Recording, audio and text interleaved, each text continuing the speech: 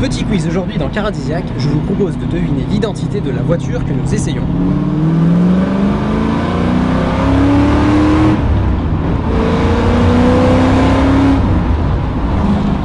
Petit indice, c'est pas un diesel.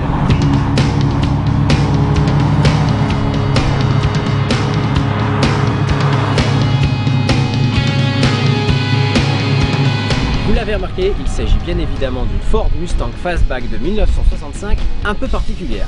D'ailleurs ça tombe bien car aujourd'hui à Saint-Nazaire, c'est Gabriel de Manès US qui est présent pour nous en parler. Salut Gabriel. Bonjour Lénère. Ça va? Parfaitement. Alors dis-moi, cette petite Mustang Fastback, elle a les couleurs d'Eleonore en fait? En effet, c'est ce qu'on appelle un resto mode, donc une voiture ancienne, modernisée. D'accord. Donc un fastback de 65 comme tu l'as dit, qui a été équipé type Eleonore. Donc on constate tout de suite les attributs esthétiques Shelby d'époque, comme le capot en fibre avec le scoop, les scoops latéraux. Ce à quoi sont ajoutés les éléments stylistiques type Eleonore, comme les jantes alu en 17 pouces et la face avant vraiment modifiée. Les traditionnels chromes sont supprimés au profit d'une jupe avant un peu plus esthétique, un peu plus moderne, avec les gros anti-brouillard. C'est quand même pas mal du tout, ouais, effectivement. Mais bon, on va regarder quand même ce qui se passe sous le capot là-dessus. Voilà, donc on a des petites goupilles qui sont là vraiment pour retenir le capot. Hein. Ouais, c'est directement issu du monde de la compétition.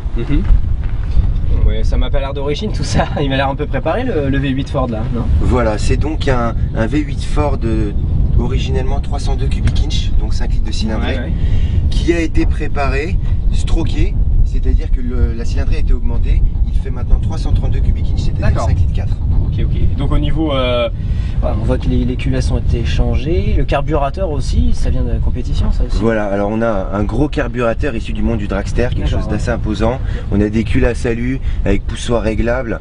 Nous avons pour refroidir tout ça un énorme radiateur alu avec un ventilateur électrique supplémentaire. D'accord. Et donc là au niveau de la puissance, on l'estime à combien?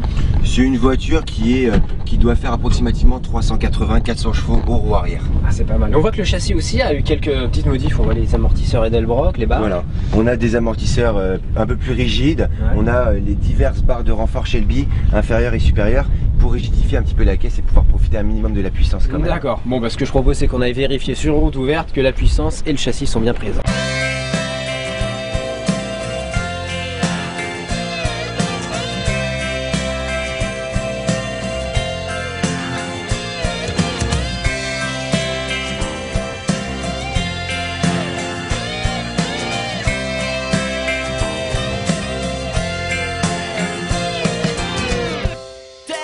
Now while we're into the bridge, shivers as we stand on the brink. Out of nowhere on the verge of tears. Can you feel my heart beat? It will echo through the years. Alors, souvent, oui ou non?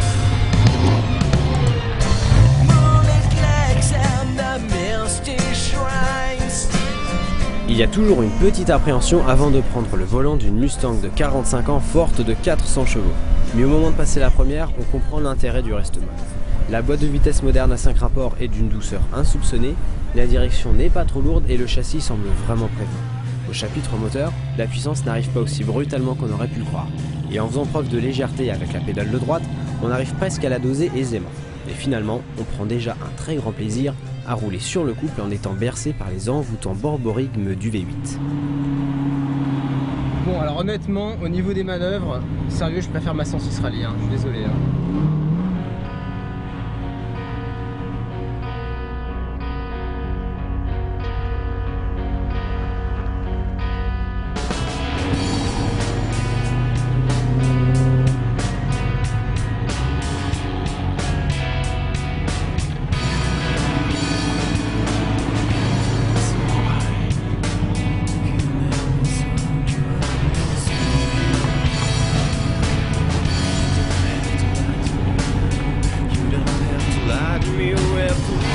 Une fois prise en main, cette Mustang s'avère être très agréable à mener.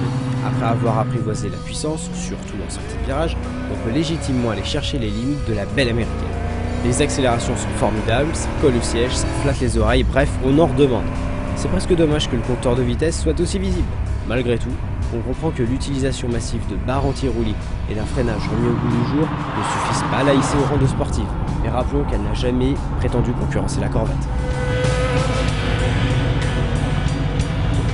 Et bien ça y est, on est de retour à l'écurie où Eleanor retrouve la compagnie de ses grandes sœurs. Alors il est temps de faire un petit bilan de l'essai de cette Fastback 65. Ce que l'on peut dire, c'est qu'elle est incroyablement jouissive à conduire. Et elle est assez efficace. Malgré l'énorme puissance qui passe aux roues arrière, finalement on la maîtrise assez bien. Et ceci grâce à une boîte 5 rapports moderne et une suspension remise au goût du jour. Alors maintenant reste à savoir, Gabriel, combien peut coûter une telle merveille aujourd'hui? Bah là, nous sommes dans le cas d'un produit quand même relativement exceptionnel, une préparation assez aboutie. Cette voiture coûte aux alentours de 50 000 €. Cependant, le Meet Mustang reste quand même encore abordable, puisque de cette même année, en 65, un coupé se négociera sans aucun problème aux alentours de 20 000 €. C'est la porte d'entrée pour le Meet, donc 20 000 € voilà. pour un gros coupé Mustang. Mais dis-moi, qu'est-ce qu'on voit ici? Ce serait pas une Viper? Si, c'est une RT10 de 1996, première génération donc. Ça pourrait faire un bel essai, ça, non? Rendez-vous est pris. Et bien à la prochaine alors. Merci. Yeah!